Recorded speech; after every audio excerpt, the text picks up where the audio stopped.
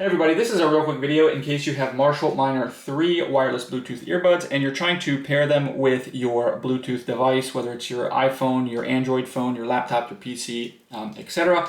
Either for the first time or pair something new. I'm going to show you how to do that. So these earbuds will remember up to 6 things that they've been paired with in the past, and when you take them out of the case, they'll automatically try to connect to any of those previous pairings. But if they've never been paired with something, or if we want to pair them with something new, we can put them in discovery mode so that we can pair them with a new device. So what we want to do is have them as shown here. We're going to have them in the case with the lid open. And in the case with the lid open, we're just going to come in and press and hold the button on the bottom of the case here that's right next to the USB-C jack, and just going to press and hold it and keep an eye on this light here until this light starts to pulse blue. Once this light is pulsing blue, it's in discovery mode, and then we can go on our phone or whatever and go to our available Bluetooth devices and select these Minor 3s from the list of available devices, and from there it should pair automatically, and then this will be the most recent pairing. It will automatically connect to that phone when you take them out until you pair them with something else or connect them with something else. So hopefully this got you paired up and ready to go.